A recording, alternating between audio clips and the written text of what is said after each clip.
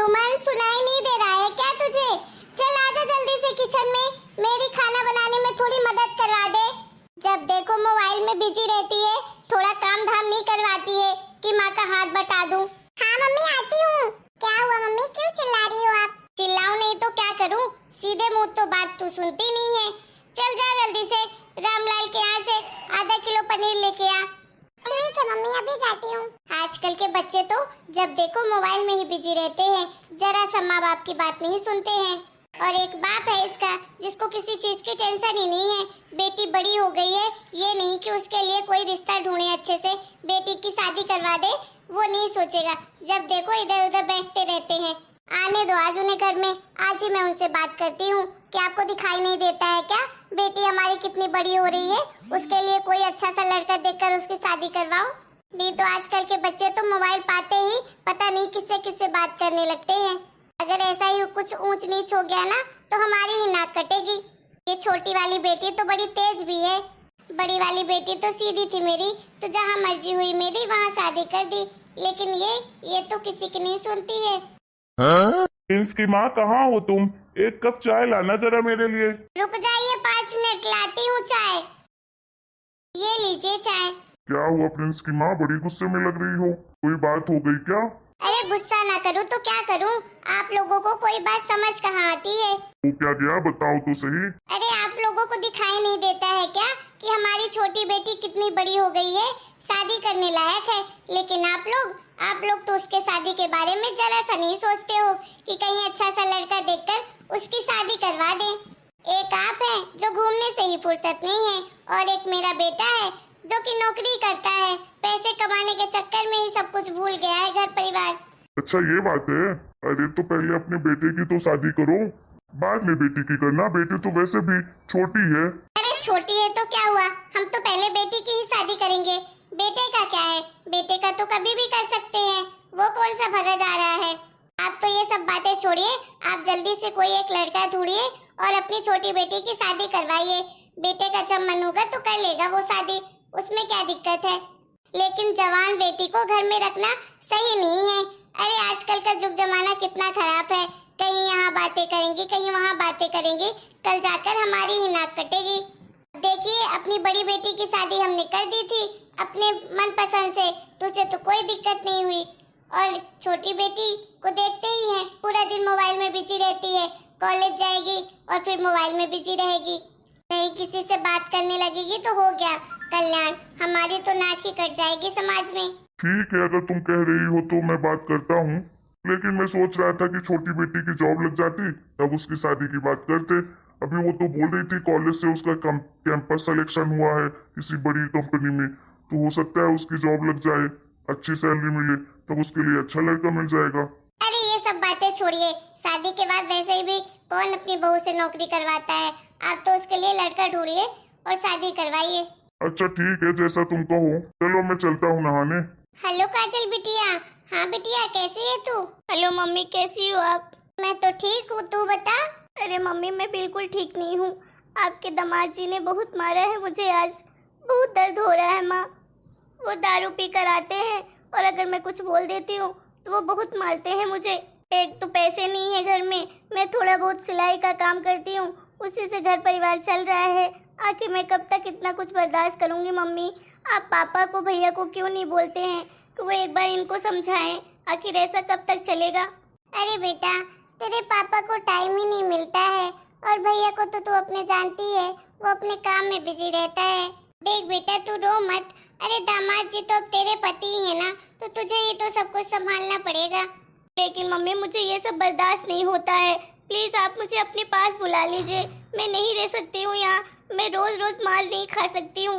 अरे बेटा ये तू कैसी बातें कर रही है, अरे वो तेरा घर है, वो तेरा परिवार है, और दामाद जी तेरे पति हैं, तुझे तो संभालना पड़ेगा ना अपने पति को। और वो घर तू छोड़कर यहाँ कैसे आएगी, अब वही तेरा असली घर है बेटा।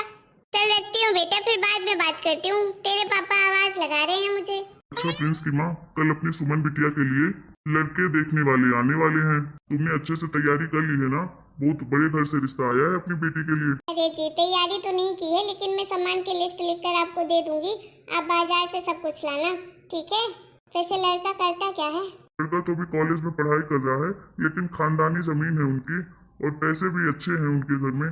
बाप गवर्नमेंट जॉब में था।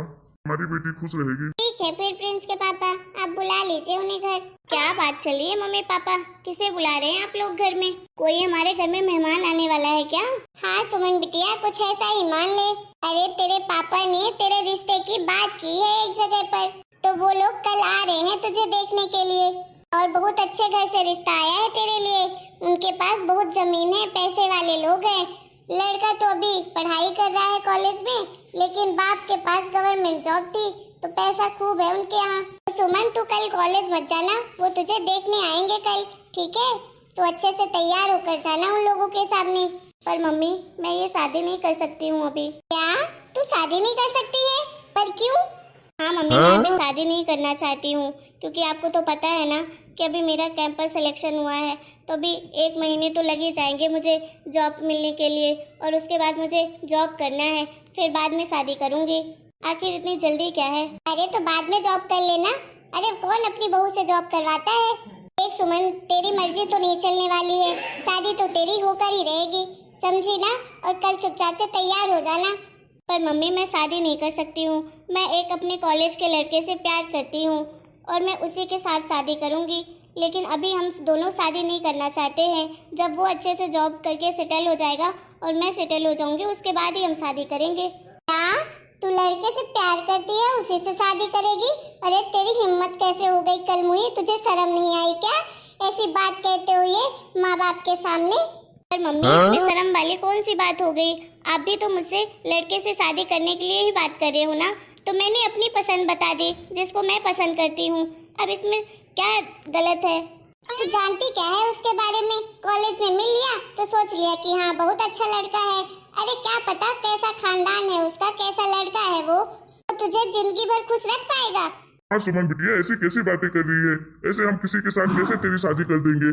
क्या पता वो तुझे खुश भी रख पाएगा कि नहीं। अच्छा तू ही बता, इसकी क्या गारंटी है कि तू हमेशा उसके साथ खुश रहेगी? पर पापा जी आप बताइए कि इस बात की क्या गारंटी है कि जिस लड़के से आप सुमन की शादी कर रहे हैं वो हमेशा सुमन को खुश रखेगा? प्रिंस बेटा तू कब आया? काजल बिटिया तू भी साथ में? हाँ माँ, मैं लेकर आया हूँ काजल दीदी को उनके ससुराल से, मैं गया था उनके पास। अच्छा, अरे प्रिंस बेटा तू देख रहा है सुमन को? अरे बोल रही है मैं एक लड़के से प्यार करती हूँ अपने कॉलेज में, मैं उसी से शादी करूंगी। अरे सुमन का तो दिमाग खराब हो गया है, बोल रही है मैं जिसको पसंद करती हूँ उसी से शादी करूंगी। अब तू ही समझा इसे कि ये कितनी बड़ी गलती कर रही है। अरे आज तक कोई खुश रहा है क्या लव मैरिज शादी करके? इसको समझा दे तू कि बहुत पछताएगी अगर ऐसी जिद में रहेगी तो। क्यों मम्मी, क्यों पछताएगी वो? अरे उसने मुझे बताया था जिस लड़के से वो प्यार करती है, और मैंने उसे मना नहीं किया था क्योंकि वो अच्छा लड़का है, मैं उससे मिला हुआ हूँ। अरे बेटा तो एक बार मिलने से क्या पता चल जाता है? अरे तुझे क्या पता कैसा लड़का है वो? अरे असलियत तो शादी के बाद निकल कर आती है। तो ऐसी बात है मम्मी जी। तो आप बताइए काजल दीदी के लिए जो आपने लड़का ढूंढा था जिससे उनकी शादी करवाई, तो वो क्यों ऐसा निकल गया? आपने तो उनके बारे में सब कुछ पता किया था। अरे बेटा पता तो किया था, अब क्या किसी के पेट के अंदर झांक के देखता है इंसान कि बाद में ऐसा निकलेगा? और बाहर से तो सब चीजें ही मैंने देखी थी कि लड़का कमाता है और अच्छे खानदान से भी है, पैसे वाला भी है। अब मुझे क्या पता था कि ऐसा दारूखोर होगा? तो फिर मम्मी आप कैसे कह सकती हैं कि जो आपने लड़का ढूंढा है सुमन के लिए तो वो अच्छा इंसान होगा? बेचारी काजल दीदी की हालत देखिए, ऐसा लग रहा है कि इस दुनिया में उनका कोई भी नहीं है।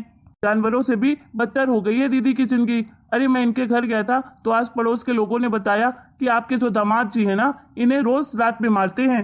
इतने बड़े घर में आपने शादी की थी कि खाने के लिए भी तरस रही है मेरी दीदी। अरे बेचारी सिलाई कर करके अपना पेट पाल रही है। देखो मम्मी, मैं ये नहीं कहता हूँ कि अरेंज मैरिज शादी में हर लड़के ऐसे ही निकलते हैं, नहीं, कुछ लोग अच्छे भी होते हैं। उसी तरह लव मैरिज शादी में भी कुछ लड़के अच्छे निकलते हैं, कुछ लड़के बुरे निकलते हैं।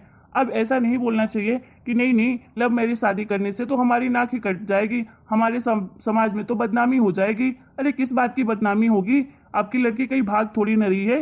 अरे आप उसकी शादी करोगे, अगर कोई लड़का उसे पसंद है तो आप उसके साथ शादी करवाइए ना, क्या दिक्कत है उसमें? अरे उसकी लाइफ है, उसके तरीके से जीने दीजिए उसे। हाँ मम्मी सही कह रहा है प्रिंस, आपने मेरी शादी अपने मन पसंद से करवाई थी ना, तो नतीजा तो आपने देख ही लिया है। सुमन की शादी आप उसकी पसंद की कर दीजिए ना। देखिए मम्मी, आपकी बेटी है तो आपको सोचना पड़ेगा उसके बारे में।